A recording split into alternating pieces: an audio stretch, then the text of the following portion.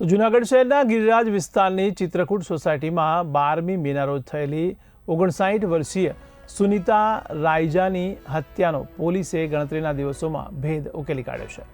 આ કેસમાં મૃતકના પુત્ર દિલીપ રાયજાના મિત્ર સુરેશ ઉર્ફે કાનો વાધવાણીની ધરપકડ કરવામાં આવી છે। પ્રાથમિક તપાસમાં સામે આવ્યું છે કે શેરબજારમાં લાખો રૂપિયાનું નુકસાન થતાં આર્થિક સંકટમાં આવેલા સુરેશે સુનિતાબેન પાસે ઉછીના પૈસા માંગ્યા હતા, પરંતુ સિક્યોરિટી તરીકે કંઈ ન હોવાને કારણે બંને વચ્ચે ઉગ્ર બોલાચાલી થઈ અને સુરેશે છરી વડે તેમની હત્યા કરી। હત્યા બાદ આરોપી પરિવાર સાથે રહી અંતિમ વિધિ સુધી સામેલ રહ્યો, પરંતુ કિચનમાં મળેલી 3 ચાની રકાબી, સીસીટીવી ફૂટેજ અને પોલીસની યુક્તિપૂર્વકની પૂછપરછથી તે ભાંગી પડ્યો। જૂનાગઢ લોકલ ક્રાઇમ બ્રાન્ચે આરોપીને ઝડપી વધુ તપાસ શરૂ કરી છે। मार्च एप्रिल में ए पोते शेर बजार करता, जेमा कोल फूटમાં लगभग 4.5 लाख જેટલો લોસ થયેલ। પોતે આ જે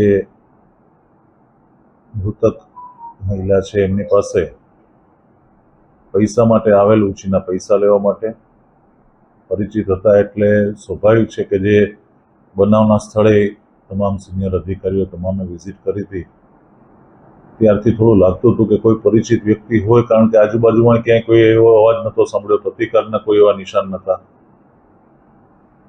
તો ઘરે આવેલ, પૈસા માટે કહેલ, સામે જે મૃતક મહિલા છે સુનિતાબેન, એમણે કહ્યું કે કોઈક વસ્તુ સિક્યોરિટી પેટે આપે, દાગીના કે આ તે કે તો કંઈક પૈસા આપવાની વાત થઈ। એમાં ઉગ્ર બોલાચાલી થઈ અને એમાં આ સુરેશે આ બનાવને